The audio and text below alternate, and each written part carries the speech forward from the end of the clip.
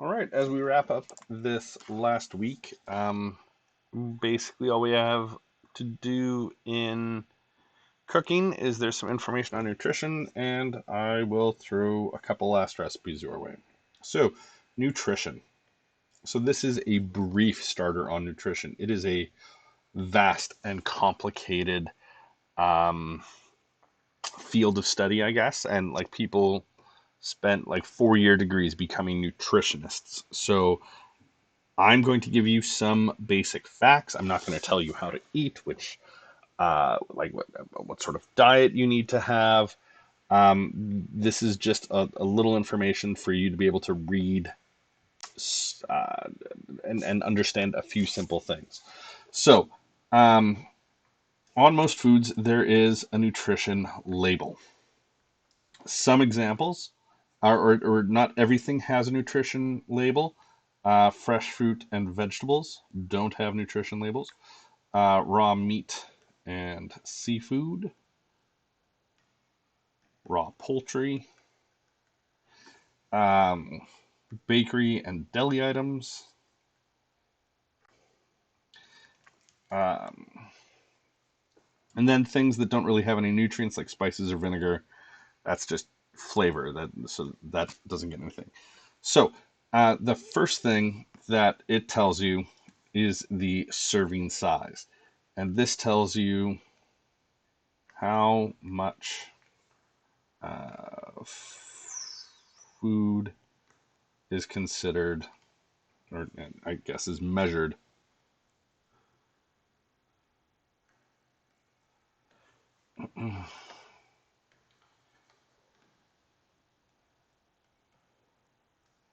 on this label. So I can't remember what this was. Bread, maybe? No, I can't remember. But it's 1 cup, and it says servings per container two. So there's something that's 2 cups, and this is the information for 1 cup. So if you were to have the whole box of this, you'd need to multiply all of this by two. Um, so, as an example, if you get a 2 liter bottle of soda, when it says, oh, there's 130 calories, it doesn't apply to the whole thing, but a smaller amount. Usually, it'll be 250 milliliters. Sometimes, like on a can, they'll just be like, oh, it's a whole can. Um, but the next number that you see, so after you get serving size, the next thing you see is calories. So certainly, or not certainly, I'm willing to bet that most of you have heard of calories before, and I'm not sure how many people know what a calorie is, but a calorie is jeez, a unit of energy. So when we say, um, when we're counting calories, we're counting how much energy we're getting from that food. The metric equivalent is a joule. So if you, in I'm assuming physical science, but certainly in like physics, you'll talk about joules, and which is again a unit of energy. And in some Canadian labels, this you can tell it's American because there's no French equivalent. There's no, like, it doesn't say fat baroblique lipid. Um, but often on Canadian labels, it'll say kilojoules for that. Um, so a calorie is energy, and we need energy to do everything. Walk, talk, even sleeping needs some levels of energy. Um, so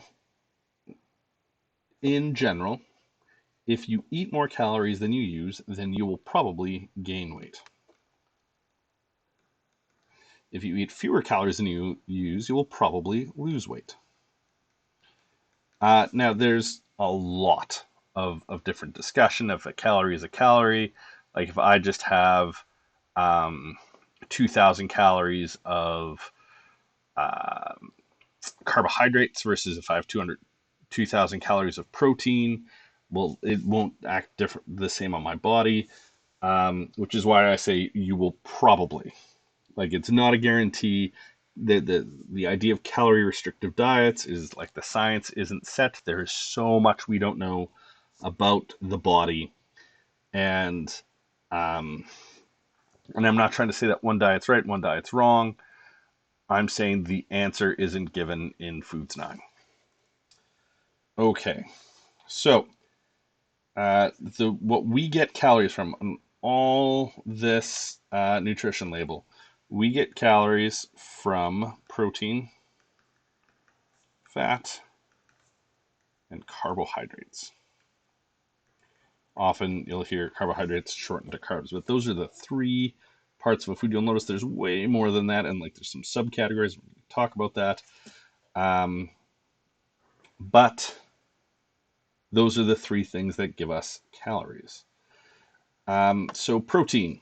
You need protein to build and repair body tissues. It's a source of energy. For each gram of protein, you get 4 calories. Biggest sources of protein be meat, poultry, eggs, peanut butter has some good protein. Not peanut protein, but peanut butter, soy. In general, I would say those are our big sources, but not the only sources. Fat. Your body needs fat. We need fat for skin and hair health. It also helps your body absorb different vitamins. It is the densest source of energy in our food. Each gram of fat has 9 calories. And not all fats are made equal. So on the nutrition label, you can see here they have saturated fats, trans fats, polyunsaturated, monounsaturated. In general, trans fats are bad, and I know in Canada we severely limit the amount of trans fats that can be in food. Like at most, I hope all you see is like 0.1 or 0.2 grams, but there could be a bit more. If you want more information, here's this link to give you a bit more information about fats. It's from the Government of Canada. It should be a trustworthy source, but we don't need to go into it now. So for carbs, there were 3 types of carbs. There's starches,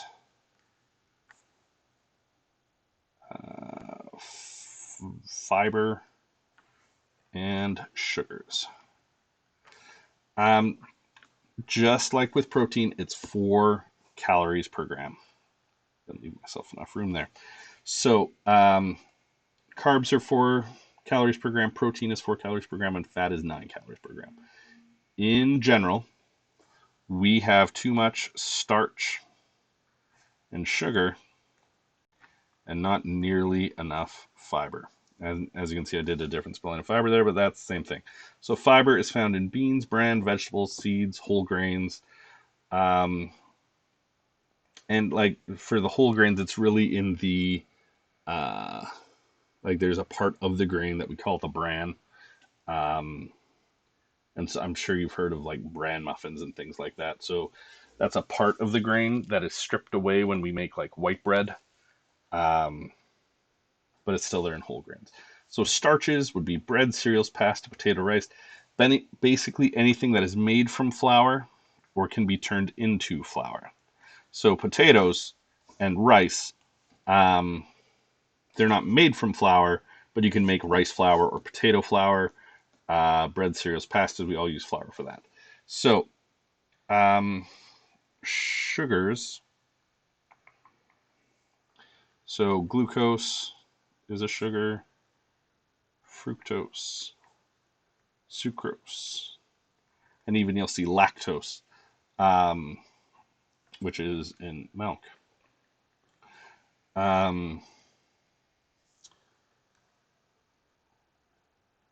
So glucose, fructose, and sucrose are really abundant in fruit and therefore fruit juice. There's lactose in milk that gives it sugar, but there is added sugar in just about everything. Like even if you look at all brand cereal, which is like, oh, we're so healthy, we have so much fiber, they still add copious amounts of sugar because if you only have fiber, you're just eating cardboard. My mom years ago Was really looking to cut down on her sugars and found this cereal called Simply Fiber. And holy crap, she might as well have just shredded up the box. Like, it was terrible in terms of taste, probably pretty good for you.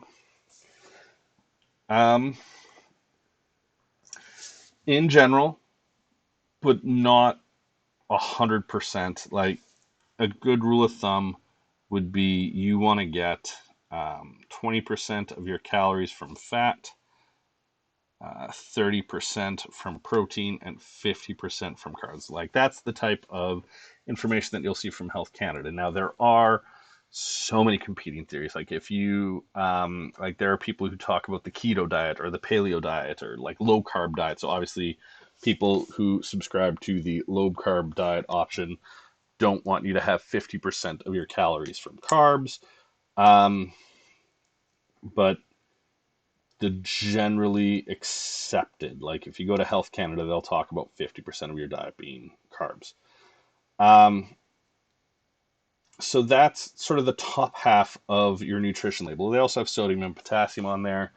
I'm not sure on that top part because the bottom part, um, which is the rest, are your vitamins and minerals. So you need to talk about vitamin A on your nutrition label, vitamin C, iron, and vitamin D. I'm pretty sure those are the ones that have to be on every nutrition label. But a lot of nutrition labels will contain other um, vitamins and minerals.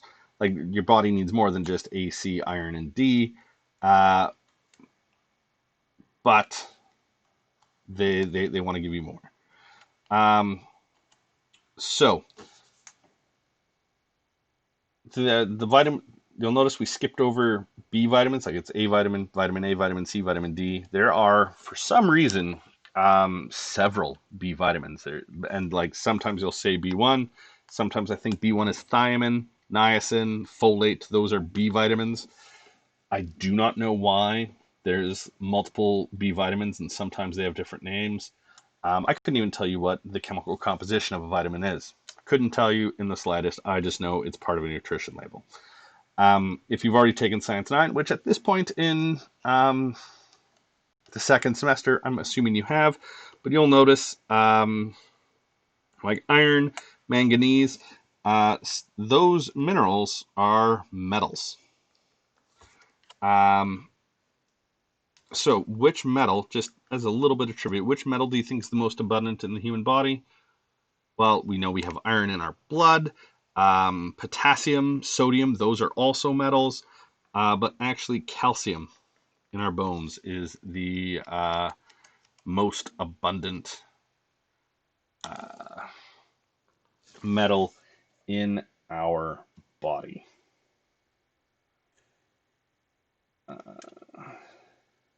So, what does each one do? Vitamin A is good for our eyes, but the idea that it causes better vision is World War II propaganda. So, in World War II, they had this new fancy thing called radar, which uh, used radio waves to basically detect planes flying through the air. And so the English developed radar, and so we're shooting down all these German planes, but they didn't want their enemies to know, oh, damn, we have radar. So, like, oh, we just give our soldiers carrots so they can see better at night. Yep, carrots give us better vision, which allow us to shoot out these planes better. But in reality, they had radar. It's it's propaganda that keeps on continuing. Um, so vitamins generally are either fat soluble or water soluble, which means how do they dissolve? So because vitamin A is fat soluble, that means if you have too much vitamin A, our body can store it in our body, and that means like in another day. If we don't have enough vitamin A, our body can just use the stores in our body. If something is water soluble, if like vitamin C is water soluble, if you drink a lot of orange juice, all that vitamin C just gets peed out. Your um, the kidneys. Yeah, I think it's your kidneys process it, turn it into pee, and you just pee it out. So there are vitamins. I think that's 6. And as I said, thiamine, riboflavin, niacin are some of the names for B vitamins. So generally speaking, B vitamins help convert nutrients into energy. A lot of energy drinks talk about high in B vitamins, but also B vitamins are super necessary for pregnant people because they can play an important role in spinal cord development.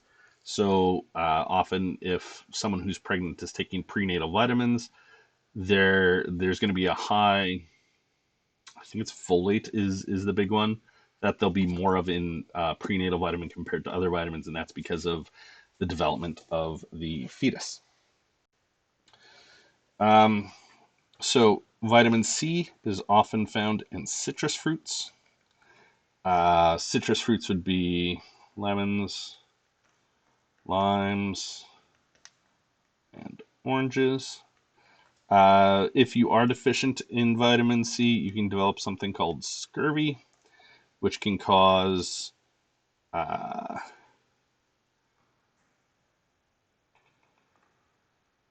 bloody gums, loose teeth, easy hair loss, scaly, dry, and brownish skin. So kind of gross. Citrus fruits. Vitamin D is also called the sunshine vitamin. So our body naturally produces it when exposed to sunlight.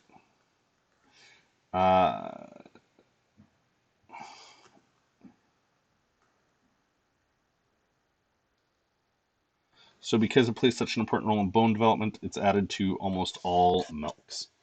Now in that part, I believe it's just in cow's milk. I'm not sure if dairy alternatives like oat milk have it, but I know that like every 4 liter of milk you get is going to say that it's vitamin A and D fortified. So that is a basic breakdown of a nutrition label and how to read it and sort of some of the information it gives you.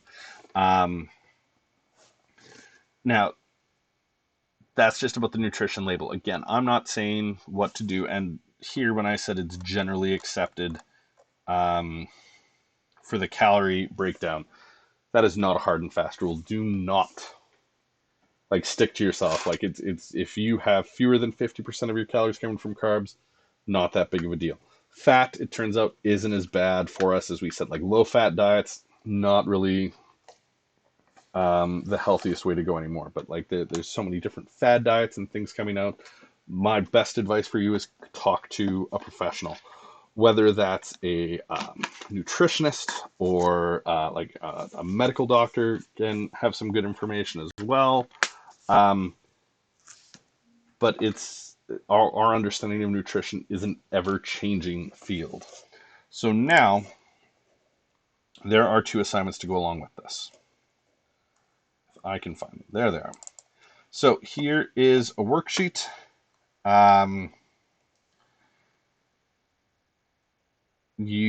So here we have a couple different nutrition labels, and it's asking you some different questions to go about it. And then the other part is again about nutrition labels, but it's not as many different. Oh, come on. Of course, my computer freezes. It's not like here's 7 different nutrition labels, and I believe one part of the second assignment also asks you to get a nutrition label from home and do a bit of analysis. Now, one thing that wasn't on that nutrition label, but here you can see some daily values. So from this, you can say, okay, well, this is 1.5 grams of fat is about 2% of my daily value for fat. Now, that's assuming you're having a 2,000 calorie diet, and a lot of people don't regularly have a 2,000 calorie diet. In general, teenagers, you're growing, so you're going to need a bit more than 2,000 calories. But so if this says, okay, 1.5 grams of fat is 2%, so like, oh, how much would I need to get to 100%? Well, to get to 2% to 100%, you times it by 50. So 1.5 grams times 50 is 75 grams. So they say I should only have about 75 grams of fat in a day. And like here, how many servings would I need to have 20% of my fiber? Well, each bowl of half cup is 4% of my fiber. So to get 20%, I would need 5 bowls of soup. It should be all fairly intuitive, but if you have any questions, please let me know. Send me an email, contact me through the portal, and I will do my best to answer those questions. Thank you very much. Have a good day, and we're in the home stretch. Huzzah!